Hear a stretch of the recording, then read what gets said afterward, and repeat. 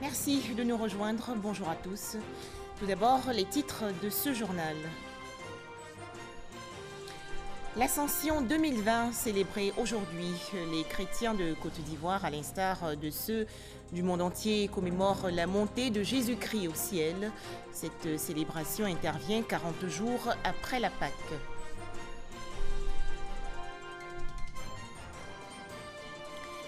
Toujours en Côte d'Ivoire, une ambulance neuve pour le centre de santé communautaire de Kondiébouman, village situé dans la région sud du pays. Ce don de la première dame Dominique Ouattara va ainsi faciliter l'évacuation des malades vers de plus grands hôpitaux. Enfin, les petites et moyennes entreprises de Côte d'Ivoire frappées de plein fouet par le coronavirus. Ces PME ont été visitées récemment par le ministre de tutelle, Félix Anoblé. 40 jours après la Pâque, les chrétiens du monde entier célèbrent donc aujourd'hui l'Ascension. Cet événement symbolise l'élévation de Jésus-Christ vers Dieu, son Père. En Côte d'Ivoire, les fidèles chrétiens ont participé à la messe ou au culte dans les paroisses catholiques ou églises protestantes. Des célébrations dans le strict respect des gestes barrières contre le coronavirus. L'Ascension est également célébrée à Bouaké, dans la région centre du pays. Dans les paroisses et temples, les prêtres et pasteurs ont appelé les chrétiens à renforcer leur foi. Djeneba Ouattara et Kwadio Kwame de RTI Bouaké.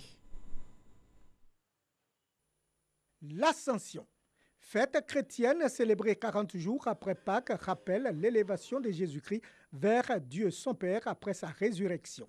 Cette année, la fête se déroule dans un contexte particulier et sobre du fait de la pandémie à coronavirus. À la cathédrale Sainte-Thérèse de l'Enfant Jésus, des dispositions sont prises à cet effet. Nous avons numéroté les bancs en tenant compte des mesures de distance de 1 mètre. Nous imposons aux fidèles le port des masques. À l'entrée de l'église, il faut laver les mains avec du savon, de l'eau ou bien mettre du gel hydroalcoolique. Les fidèles ont prié, chanté et dansé à la gloire du Seigneur Jésus, tout en respectant les mesures barrières. Mais quel sens spirituel peut-on accorder à la fête de l'Ascension? Le premier sens est que notre Seigneur s'en va et nous avons donc cette espérance de le rejoindre, puisque nous sommes les membres de son corps. Le deuxième sens est qu'il s'en va auprès du Père et il nous a fait une promesse. Cette promesse, c'est de nous envoyer l'Esprit Saint, le Paraclet, le Défenseur. À Aouniassou, paroisse Saint-Jean-Baptiste, on veille au respect strict des mesures barrières. Lavage des mains, port du cache-nez, distanciation sociale et respect de la limitation des fidèles à 200 personnes. Occasion pour le curé de la paroisse d'inviter les fidèles chrétiens à garder espoir. Vu tout ce qu'il a fait pour nous, cette assurance qu'il nous donne, à savoir il est avec nous tous les jours jusqu'à la fin du monde, jusqu'à la fin du temps, cette assurance nous permet d'être outillés, d'être rassurés pour annoncer sans peur, sans se dérober la bonne nouvelle. Nous vivons dans une société où le chrétien, qui est certes sur la terre ici, est un citoyen du ciel. Et c'est ce qui doit se prévaloir dans tous ces actes pour que nous puissions avoir un monde beaucoup plus paisible et beaucoup plus fraternel. La fête de l'Ascension est l'une des principales célébrations qui s'inscrit dans le prolongement des Pâques et annonce la Pentecôte 10 jours plus tard.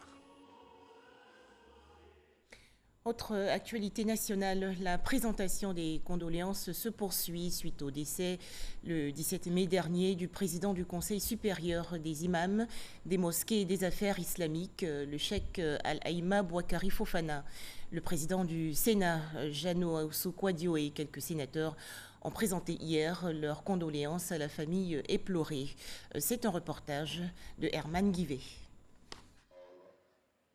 Mosquée de la Riviera Golfe ce mercredi, soleil de plomb au rendez-vous et flux de visiteurs encore sous le choc de la disparition du cheikh Bouakari Fofana, imam principal de la mosquée des Deux Plateaux à Djein et président du COSIM.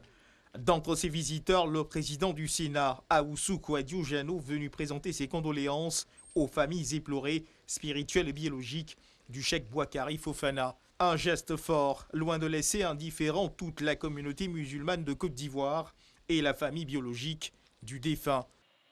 De son vivant, vous étiez très liés par un sentiment d'estime réciproque et de respect réciproque également.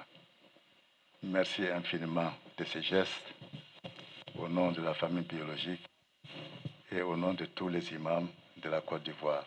Ces gestes qui nous mettent tout droit au cœur et Inch'Allah, nous prierons pour vous et pour tous les Ivoiriens. Avec un brin d'émotion dans la voix, le président du Sénat garde du défunt le doux souvenir d'un homme de prière, sociable et prévenant. J'ai connu le cheikh Boakari Fofana depuis Bouaké. C'était un homme affable, plein de sagesse. Et nous avons gardé ces relations et je l'ai toujours admiré. Son calme, sa spiritualité. Dieu a donné, Dieu a repris. Que le nom de Dieu soit loué. Et d'où le cheikh Boakari Fofana se trouve, qui continue à prier pour nous. En toutes circonstances, nous devons redoubler de prière. Donc je voulais inviter tous les Ivoiriens à la prière, au pardon, à la paix. Il n'y a qu'au président de la République de Côte d'Ivoire et à tous les serviteurs de Dieu présenter mes sincères condoléances à la famille biologique du cheikh Boakari Fofana, les remercier de nous avoir donné ce grand serviteur de Dieu qui a beaucoup prié pour la paix en Côte d'Ivoire, qui a beaucoup fait dans le cadre des médiations. Ahoussou Kouadio-Jano, le président du Sénat, n'a pas manqué de marquer quelques mots précieux dans le livre de condoléances ouvert pour la circonstance, des mots pour saluer la grandeur de l'homme qu'était le cheikh Boakari Fofana. À présent, toutes les dernières informations sur la maladie à coronavirus.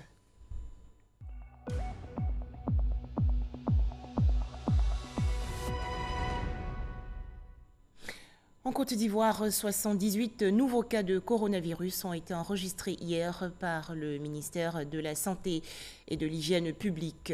Le bilan ivoirien du coronavirus fait actuellement état de 2231 cas confirmés, 1083 personnes guéries et 29 décès.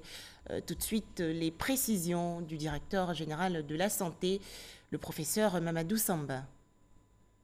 Le ministère de la Santé et de l'Hygiène publique a enregistré ce jour, mercredi 20 mai 2020, 78 nouveaux cas de Covid-19 sur 840 échantillons prélevés, soit 9,2% des cas positifs. Nous déplorons un décès au service des maladies infectieuses et tropicales du CHU de Treichville, un patient de 55 ans, insuffisance rénale chronique, admis pour détresse respiratoire et trouble de la conscience. Le ministère de la Santé et de l'Hygiène publique présente ses condoléances à la famille éplorée.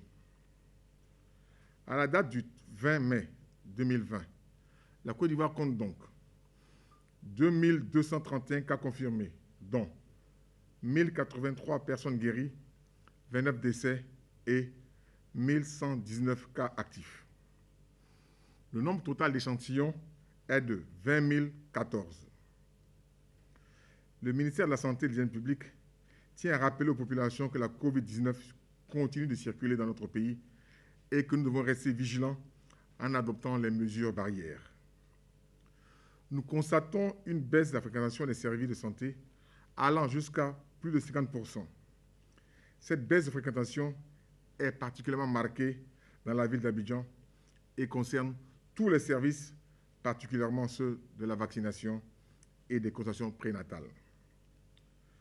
En effet, le ministre de la Santé et de l'Hygiène publique rappelle aux populations que les services de santé sont ouverts avec leur dispositif habituel d'offre de soins et continuent de recevoir les personnes ayant besoin de leurs services. Si toutefois vous toussez, avez de la fièvre et des difficultés respiratoires, nous vous recommandons de vous rendre dans les centres d'accueil et de dépistage Covid-19 ou d'appeler les numéros gratuits suivants, le 101, le 119, le 125 et le 143. Le ministre de la Santé et de l'Hygiène publique remercie et félicite tous les acteurs de la santé pour leur engagement et leur dévouement dans la lutte contre la pandémie. Les chiffres du coronavirus hors de chez nous. 6 269 cas confirmés, dont 31 décès au Ghana voisin. 809 cas confirmés de coronavirus, dont 52 décès au Burkina Faso. En Guinée-Conakry, 2863 cas confirmés, dont 18 décès. Le Libéria avec 238 cas confirmés, dont 23 décès. Et le Mali avec 931 cas confirmés, dont 55 décès.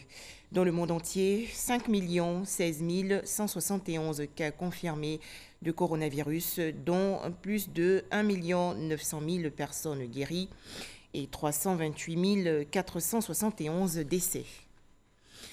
Les populations de Côte d'Ivoire appelaient une fois encore au strict respect des règles édictées pour lutter contre la maladie à coronavirus. C'était hier, lors du point presse du gouvernement sur l'évolution de la Covid-19. Les détails, Franck Quadio. 58e jour de la lutte engagée par la Côte d'Ivoire contre le coronavirus.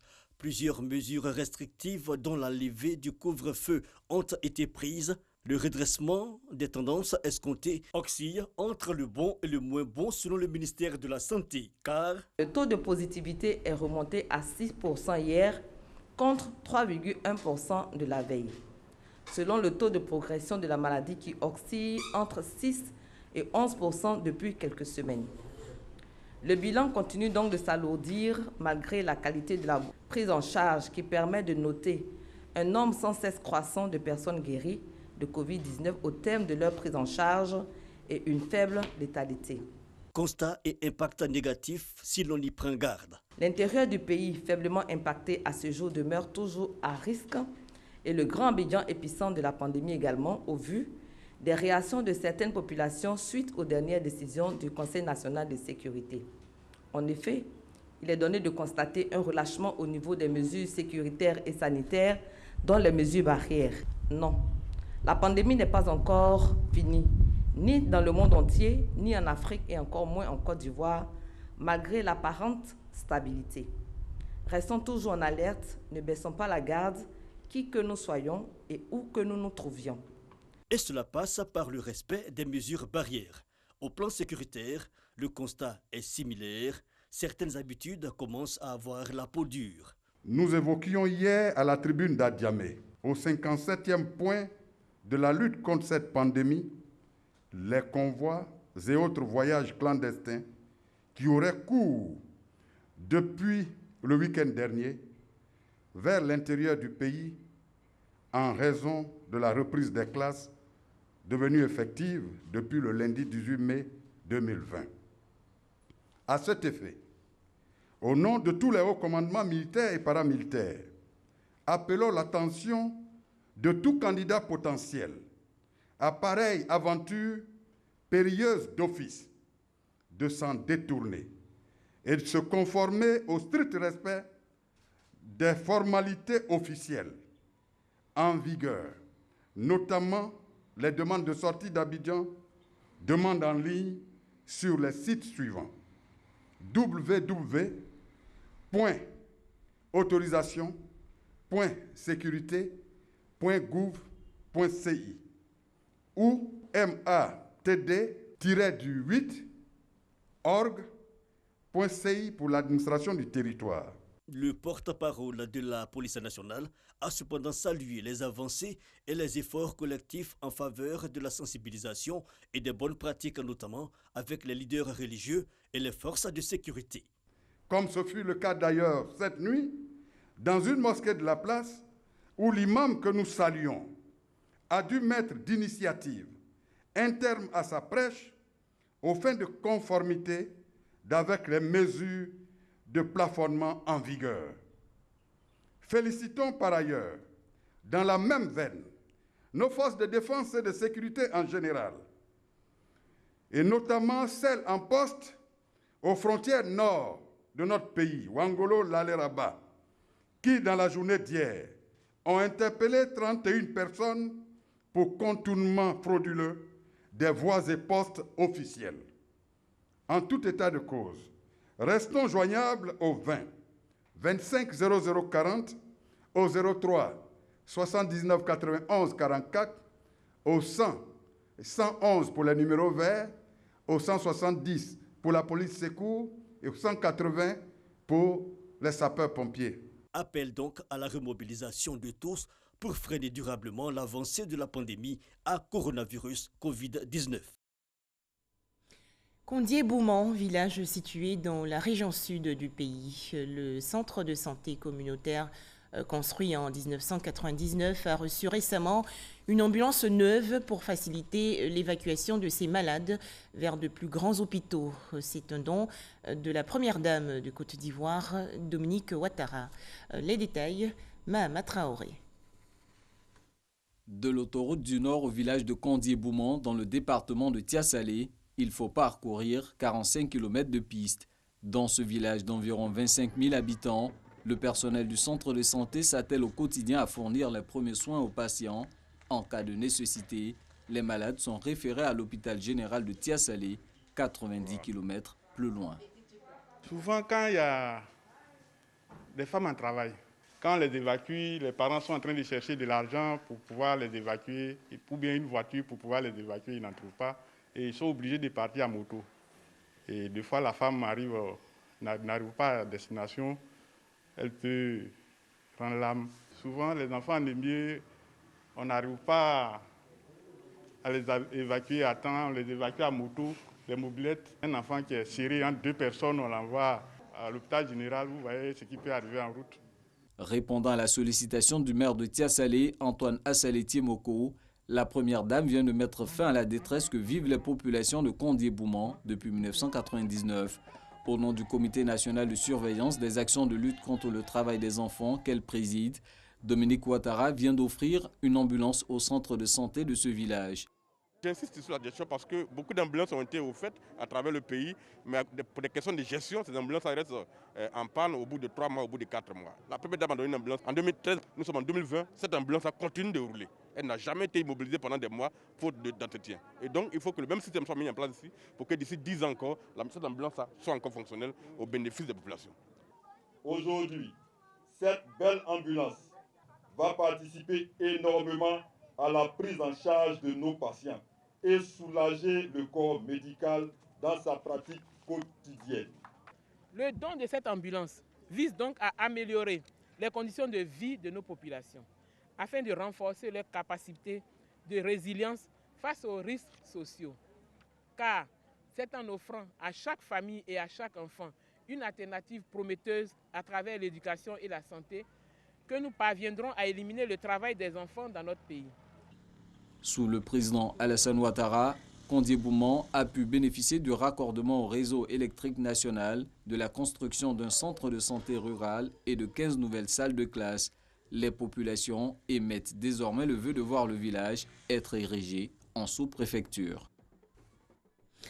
Dans l'actualité nationale également, la réouverture le lundi 18 mai dernier des établissements scolaires publics et privés dans les villes de l'intérieur. À San Pedro, dans la région sud-ouest, dès leur arrivée, les écoliers, élèves et enseignants ont été soumis aux différents tests en vigueur pour une meilleure prise en charge des éventuels malades du coronavirus.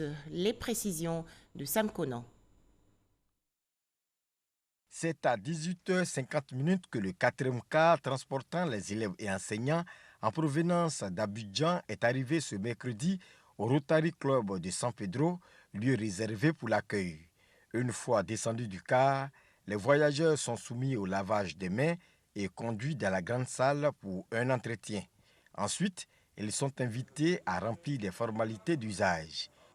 Les équipes vont prendre leur température, faire un interrogatoire à la recherche des signes qui pourraient nous faire penser à un quelconque cas de Covid et les suivre pendant 14 jours dans leurs différentes localités. Les formalités terminées, les élèves et enseignants revenus d'Abidjan peuvent regagner leur domicile, heureux d'être à San Pedro. Il faut dire que ce que le gouvernement a mis en place a été un succès par rapport à ce que nous avons réalisé comme constat. Voilà, il faut dire qu'on a été testé depuis Abidjan avant d'arriver ici.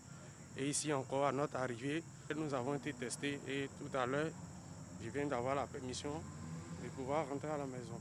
Ce n'est pas parce que je viens d'Abidjan que cela veut dire que j'ai la maladie, que je fais la maladie. Que Dieu merci aussi, arrivé ici, nous n'avons pas été livrés à nous-mêmes.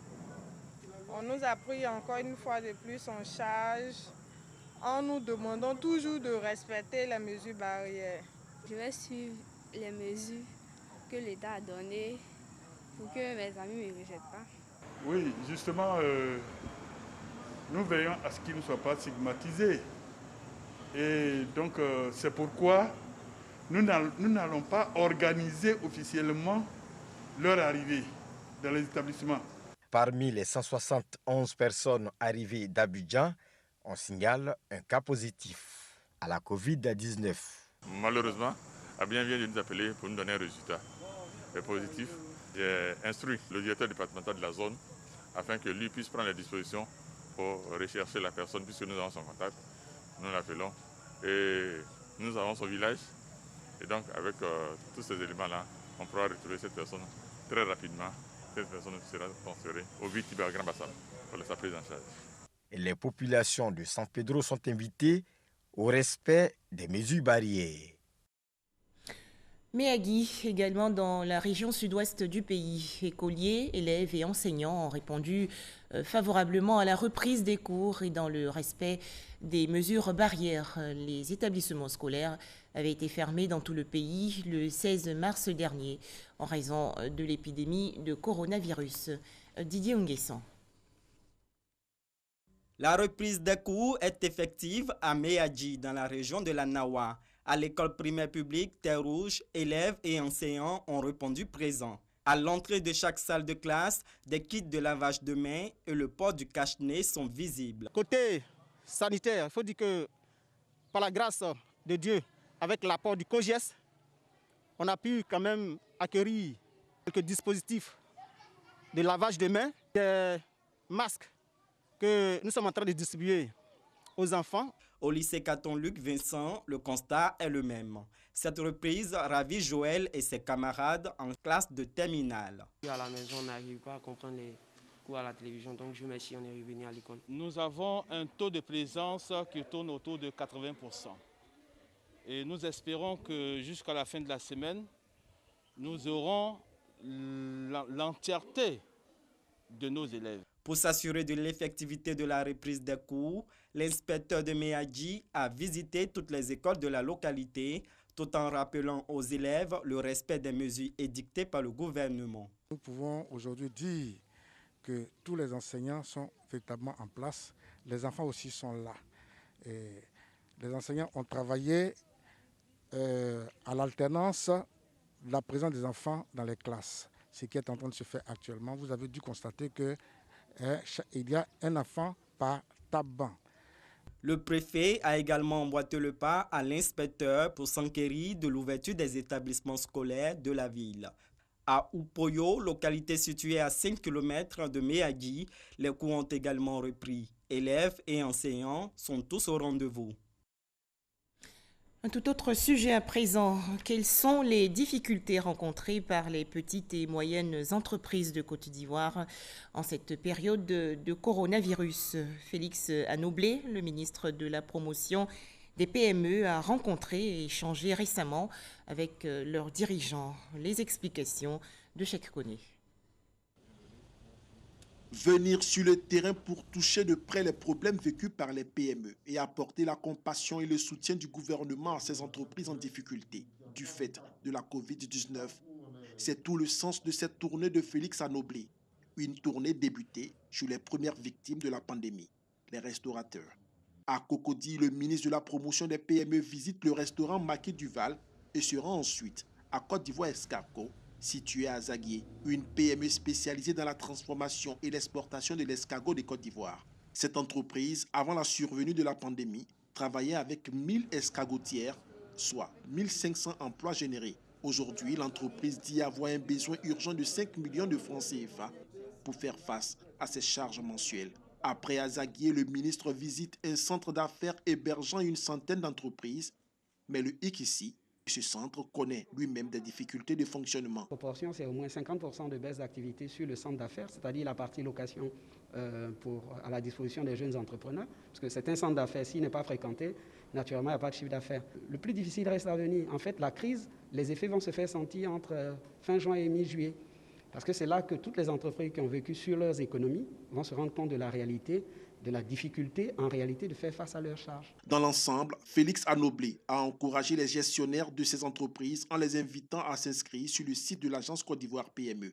Le fonds de soutien aux PME, doté donc de 150 milliards de francs CFA, est là. D'ailleurs, nous allons procéder donc à la remise des premiers chèques aux PME qui ont soumissionné. Les critères, d'abord, il faut démontrer qu'on est en difficulté à cause du Covid-19, en voyant les différents bilans des entreprises qui permettent donc de faire une comparaison de ce que vous étiez en 2019.